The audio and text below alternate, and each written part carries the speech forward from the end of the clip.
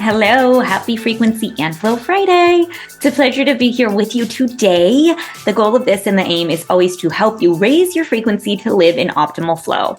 We are still Mercury retrograde. If you're into that sort of thing in astrology, we just had a really big new moon solar eclipse. It was in Aries in the North Node. It's all about forward movement, where we're going, maybe not so much intention setting. And on Monday, we have a first quarter moon, which can be about action, yet it's a really kind of quieter time in terms of manifesting and intention. So let's see if we can tune in and help you raise your frequency so you can get into optimal flow. So I am actually using the Life Purpose deck. This is an old school one. It is originally by Doreen Virtue, but I do love this card deck, and I was really called to use it because I think a lot of what's happening right now with this eclipse that just happened in a North Node, it's about moving forward into purpose. And I actually have an offer for you.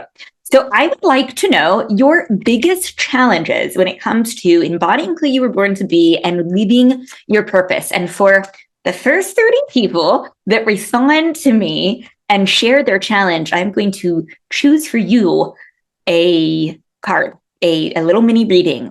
We could do a purpose card, a tarot card. I'm not really sure where I'm going to go. I'm going to lead into every situation. So for the first 30 people who want to respond, and you could just let me know in one sentence, what your challenge is when it comes to living your purpose, embodying who you're born to be.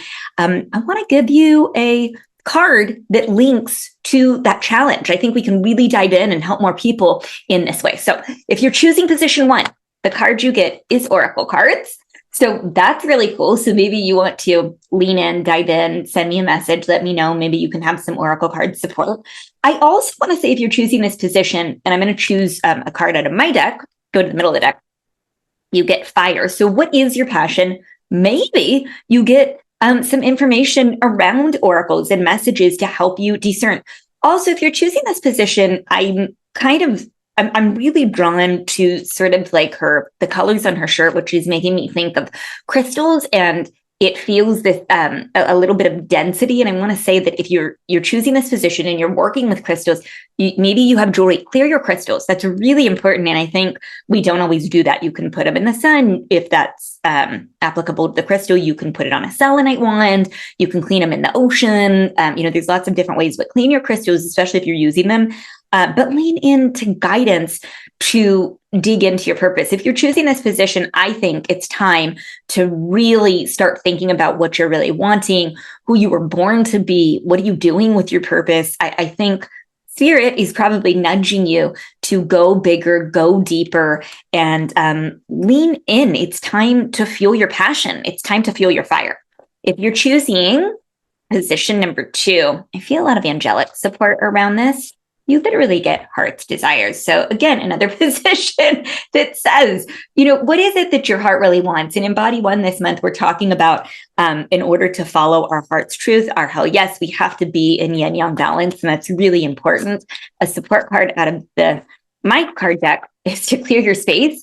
So I think it's actually really in tune with the yin yang balance. It's like, in order to really hear ourselves and to lead from our heart, we have to come into a very clear, clarified, decluttered space. It might involve journaling, getting some things out of your mind. It might involve, maybe moving energy, maybe burning some Palo Santo, or bringing in some smells. I just did a beautiful ancestral connection and altar building class that's still available if you want that. That helped to kind of a clean space, move energy. So yeah, this position, I would say you're really guided. I feel a lot of angelic support. So maybe call on Archangel Michael or Archangel Ariel to ask for strength and courage to move forward. Archangel Haniel to stretch more time. And finally, if you're choosing position number three, you get energy healing. So maybe doing some energy work. Maybe you are an energy healer. Maybe doing like some Reiki or attunement, doing some chakra work will help you to tune in more of what you're wanting. You're a light. I would say that you probably have some energy healing abilities that are going to help you to get to where you're going, but also you might benefit from that. So do a little subtle energy medicine work. I'm going to choose a support card from the middle of the deck, and you get remedy.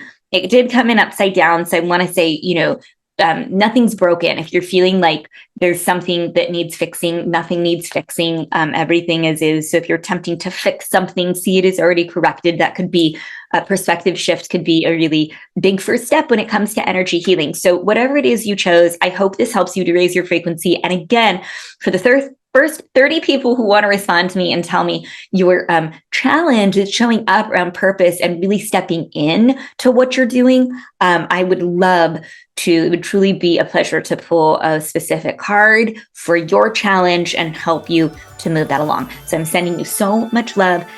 Maybe this will help with action for this coming first quarter moon on Monday. Ciao.